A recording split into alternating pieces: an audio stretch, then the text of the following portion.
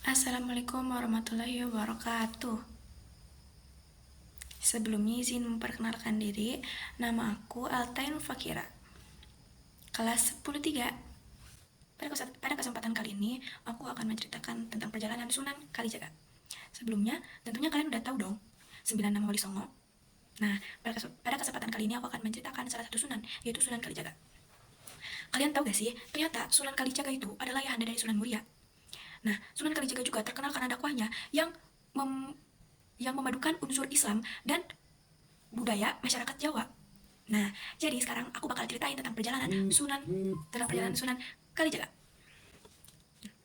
Nah, pada suatu ketika di desa bagian utara Jawa, di bagian utara Jawa, terdapat sebuah desa yang sedang mengalami masa pancaklik. Nah, desa tersebut juga sedang mengalami musim kemarau yang berkepanjangan. Nah, di desa tersebut juga itu tuh kayak lagi mereka tuh sengsara di desa itu, mereka tuh sengsara karena mereka juga harus membayar pajak dari kerajaan Majapahit. Nah, pada suatu itu Raden Raden Mas Said kecil tuh dia tuh kan suka bermain di dunia luar. Nah, asalkan kalian tahu Raden Mas Said itu tuh anaknya bangsawan atau namanya tuh Adipati Tuban, namanya tuh Adipati Tuban. Nah, Raden Mas Said kecil tuh dia tuh kan belum tahu apa-apa. Nah, dia tuh kadang bermain di luar rumahnya kayak gitu. Nah, dia juga lebih suka berinteraksi di luar rumah bersama masyarakat fakir atau masyarakat biasa kan. Nah, tapi dia juga sering kasihan gitu sama masyarakat biasa karena mereka tuh kesusahan, hidup kesusahan. Nah, dari situlah Raden Mas Said kecil tuh punya pikiran kayak, oh kesian kan masyarakat miskin. Nah, dia tuh udah kan. Nah, setiap malam juga Raden Masa itu dia tuh selalu membaca Al-Quran di dalam kamarnya setiap malam. Nah, setiap malam kan Raden Mas itu suka membaca Al-Quran sampai para pengawalnya itu tidur. Nah, di malam hari lah Raden Mas Said itu dia tuh ke gudang, dia mengambil harta atau harta-harta yang dari gudang atau pajak-pajak lah, gak tau lah itu, pokoknya harta-harta dia ambil. Nah, udah dia ambil, dia malam-malam tuh dia selalu membagikan harta tersebut kepada fakir miskin atau kepada orang yang membutuhkan. Nah, tapi dia membagikan itu juga dia menyamar, kayak nyamar gitu. Jadi tidak ada orang yang tahu identitas tersebut. Nah, pada suatu ketika dia tuh kan sudah beberapa kali kan melakukan seperti itu, kayak ngambil harta dibagikan gitu. Nah, pada suatu ketika ternyata dia tuh ketahuan. Raden Masa itu ketahuan kalau dia tuh ya ngambil harta terus bagikan ke orang fakir gitu ya. Dia tuh ketahuan sama ayahnya. Nah, di situ dia tuh dihukum. Dia tuh dikurung di kamar kurang lebih selama 1 bulan. Nah, terus kan dia tuh dikurung. Nah, dikurung tuh ternyata dia tuh kabur lagi. Dia kabur keluar dari istana dan dia mengembala. Nah, terus dia tuh mengembala dan dia tuh tinggal di suatu tempat. Namanya tuh alas alas apa ya? Pokoknya nama tempatnya tuh alas alas pati alas apa gitu ya guys. Alas sekian, aduh aku lupa. Nah, dia tuh tinggal di situ. Terus dia tuh ngelihat ada seorang kakek tua. Dia tuh bawa tongkat. Kakeknya tuh bawa tongkat. Lalu apa sih namanya, Raden Masa itu kayak ngambil tongkat tersebut, sampai kakek tua tersebut kakek lelaki tua tersebut jatuh. Nah, dia ngelihat ternyata di sebuah tongkat yang kayak seperti berkilauan seperti emas kayak gitu kan. Nah, habis itu kayak cina ini mah tongkat biasa gitu kan. Nah, udah habis itu kayak Raden Masa itu mengembalikan tongkat tersebut, soalnya kan kayak tongkat kayak biasa yang kayak berkilauan karena ada emasnya gitu kan. Nah, habis itu kakek tua lelaki tua itu kayak meringis kesakitan, oh sakit gitu kan lelaki tua tersebut. Terus lelaki tua tersebut tuh nangis ya. Ditanya tuh sama Raden Mas Said, kenapa kamu menangis gitu geningannya. Bukannya aku kan dia tuh gini kan aku sudah mengembalikan tongkatnya. Nah, katanya tuh gitu kan, bukan karena itu aku menangis, tapi aku menangis karena tidak sengaja mencabut rerumputan. Nah, jadi waktu lelaki tua tadi jatuh tuh ternyata tidak sengaja beberapa rumputnya tuh itu ada yang kecabut.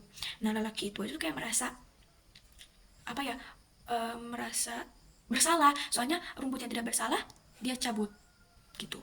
Udah kali ya. Nah, udah kan ya. Terus tuh bentar. Nah, udah kan.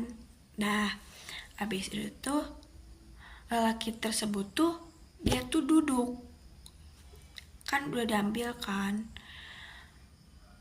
Em, aku lupa guys, aku lupa, pokoknya ada pohon cendananya situ tuh. Oh ya, apa intinya mah ditanya gak tahu apa pokoknya tentang pohon cendana. Nah pohon cendana itu tuh ada pohon emas gitu.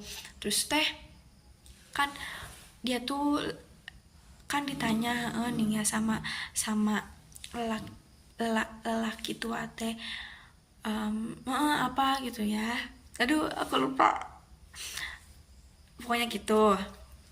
Nah habis itu teh, nah lelaki tua tersebut tuh bukan naik sih, kayak duduk duduk di atas batu yang di pinggir kali, duduk kan di atas batu sambil menancapkan tongkatnya. Terus kayak Sunan terus kayak Raden Masa itu kayak cina gitu gening ya. Terus saya wahai kayak em, apa ya, pokoknya intinya si Raden Mas Said kecil tuh dia tuh ingin berguru kepada lelaki tua tersebut. Nah terus tuh kata lelaki tua tersebut tuh, kamu mau aku ajarin apa gitu ya. Terus tuh kata Raden Mas Said kecil tuh, aku ingin diajarkan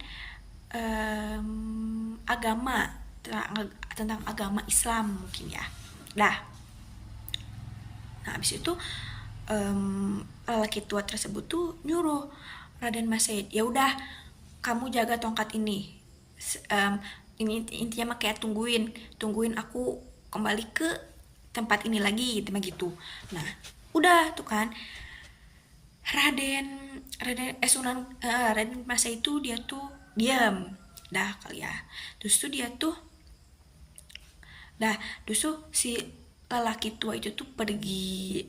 Dan bukan anehnya lagi sih, masya allahnya, lelaki tua tersebut tuh dia tuh kan menyeberangi sungai, tapi dia tuh seakan-akan berjalan di atas tanah terus tuh Raden Masa itu dia tuh diam gitu menurutnya. Terus dia tuh ingat ayat Al-Quran, pokoknya ayat Al-Qurannya tuh yang tentang di gua gitu. Nah itu ayat itu kayak tentang baca-bacaan yang dia tuh tertidur lama gitu, apa ya, di gua apa gitu, tertidur lama. Nah terus Raden Masa itu dia tuh membacakan doa tersebut dan benar dia tuh tidur selama 3 tahun. Nah terus tuh udah 3 tahun kemudian datang kembali lelaki tua tersebut. Terus dia tuh membangunkan Raden Mas Said, bangun, bangunkan Raden Mas Said, yes selamat, kamu apa ya, intinya mah udah berhasil. Dan mulai dari situ Raden Mas Said itu biasa disebut dengan Sunan Kalijaga.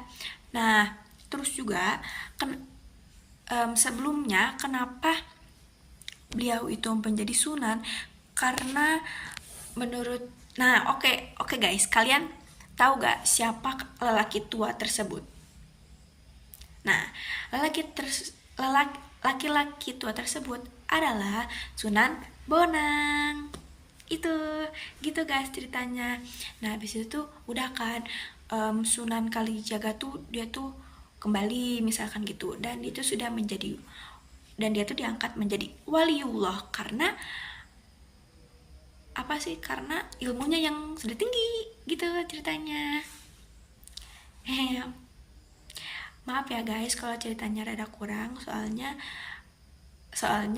ceritanya panjang jadi aku susah merangkumnya, dan maafin juga belibet, maafin lama. Mungkin itu saja dari aku, maaf sebesar-besarnya. Assalamualaikum warahmatullahi wabarakatuh.